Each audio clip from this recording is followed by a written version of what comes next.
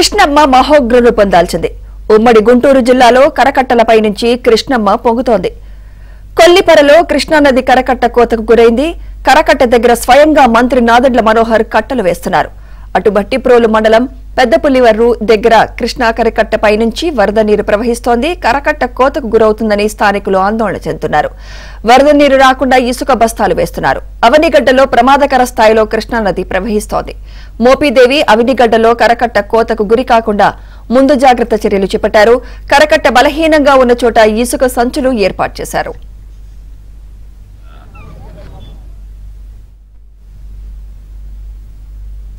ఇదే అంశంపై మరింత సమాచారం మా ప్రతినిధి సాంబశివరావు అందిస్తారు. సాంబశివరావు, సుమిత్ర, కృష్ణమ్మ వరద గతంలో ఎన్నడూ లేని విధంగా కూడా ఉగ్రరూపం దాలుస్తున్న నేపథ్యంలో లక్షలాది క్యూసెక్కుల వరద దిగువకు వస్తున్న నేపథ్యంలో బాపట్ల జిల్లాలోని లంక గ్రామాలు మొత్తం కూడా ఇప్పటికే నీట మునిగాయి.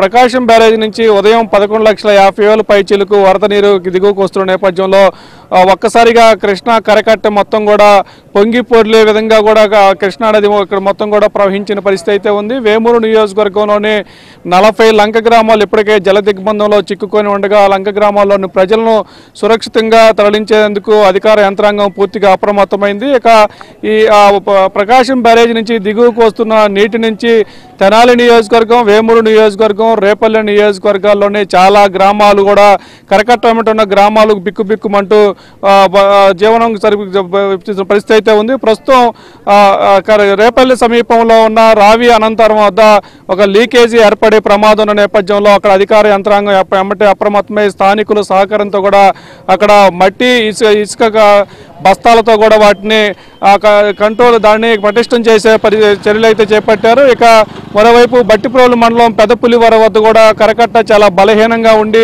తెగిపోయే పరిస్థితికి వచ్చే నేపథ్యంలో స్థానికులే ముందస్తుగా స్పందించి అక్కడ ఇసుక బస్తాలను వేసుకొని కరకట్టను పటిష్టం చేసుకున్నారు. అనంతరం బాపట్ల జిల్లా కలెక్టర్ వెంకటమురళి, అదేవిధంగా వేమూరు ఎమ్మెల్యే నక్క ఆనందబాబు కూడా కరకట్ట వద్దకు వచ్చి అధికార యంత్రాంగాన్ని కూడా అప్రమత్తం చేసి అక్కడ ఇసుక మట్టిని కూడా తోలి కరకట్టను పటిష్టం చేసే పరిస్థితులు చేస్తున్నారు. ఇక మరోవైపు కొల్లూరు మండలం దోనేపూడి వద్ద కూడా కరకట్ట బలహీనంగా ఉన్న నేపథ్యంలో అక్కడ కూడా తెగే అవకాశాలు ఉన్న నేపథ్యంలో అక్కడ కూడా కరకట్టను కూడా నిత్యం అధికార యంత్రాంగం పర్యవేక్షణ చేస్తూ దాన్ని పటిష్టపరిచే పరిస్థితులు చేస్తున్నారు. ఇక మరోవైపు తెనాలి నియోజకవర్గంలోని కొల్లిపురం మండలంలో కూడా కరకట్ట వెంట కొన్ని చోట్ల కట్ట బలహీనంగా ఉండి తెగే ప్రమాదం ఉన్న చోట్ల కూడా అక్కడ కూడా మంత్రి నాదెండ్ల మనోహర్ స్వయంగా అక్కడ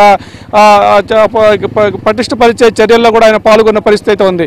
మొత్తంగా ఇప్పటి వరకు 11,50,000 క్యూసెక్కుల వరకు వరద నీరు మధ్యాహ్నానికి ప్రకాశం బ్యారేజ్ నుంచి దిగువకు వస్తున్న నేపథ్యంలో ఇప్పటికే వేమూరు నియోజకవర్గంలోని లంక గ్రామాలే ముంచెత్తగా ఇక 11,50,000 కనుక దాటిందంటే ఈ కరకట్ట కూడా దాటుకొని ఆ నీరు గ్రామాల్లోకి చేరే ప్రమాదం ఉంది. గతంలో 2009లో 10 లక్షల క్యూసెక్కులు దాటితేనే ఓలేరు వద్ద గండిపడి బట్టిప్రోలతో పాటు రేపల్లె పట్టణం మొత్తం కూడా మునిగిపోయిన పరిస్థితి అయితే ఉంది. ఇప్పుడు అదే ప్రమాదం పొంచి ఉన్న నేపథ్యంలో పెద్దపుల్లివారు వద్ద అదే రావి అనంతరం వద్ద కరకట్టలు కనుక తెగితే బట్టిప్రోలు మండలంలోని గ్రామాలతో పాటు రేపల్లె పట్టణం కూడా పూర్తిగా నీటి మునిగే ప్రమాదం నేపథ్యంలో ఇక్కడ అధికార యంత్రాంగం కూడా పూర్తి స్థాయిలో ఎప్పటికప్పుడు పర్యవేక్షణ చేస్తూ కరకట్టలను తెగకుండా కూడా జాగ్రత్తలు తీసుకుంటున్న పరిస్థితి అయితే ఉంది. మొత్తంగా ఇక నుంచి 11,50,000 క్యూసెక్కులు మధ్యాహ్నం నుంచి ఉండగా ఇప్పుడు కొద్దిగా ఒక 20,000 క్యూసెక్కులు తగ్గినట్లు కూడా ప్రకాశం బ్యారేజ్ నుంచి అధికారులు ఇచ్చిన సమాచారం మేరకు తెలుస్తుంది. 6 గంటలకు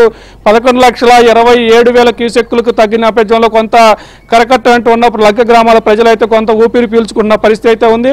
11,50,000 కనుక దాటి 12 లక్షలకు చేరుకుంటే కనుక ఖచ్చితంగా ఈ కరకట్ట అమ్మటి గ్రామాల్లోకి వరద చేరి ఆ గ్రామాలు నేటి మునిగే అవకాశం ఉందని కూడా ఇప్పటికే అధికార యంత్రాంగం అంచనా వేస్తుంది. ఈ నేపథ్యంలో కరకట్ట సమీప ప్రాంతాల గ్రామాల ప్రజలైతే భయంతో ఉన్న పరిస్థితి అయితే ఉంది. తక్షణమే కరకట్టను పటిష్టం చేయాల్సిన అవసరం ఉందంటూ కూడా అధికార యంత్రాంగాన్ని, ప్రజాప్రతినిధులని, స్థానిక గ్రామాల ప్రజలైతే డిమాండ్లు చేస్తున్నారు. Sumitra, right, thank you Sambasivarao.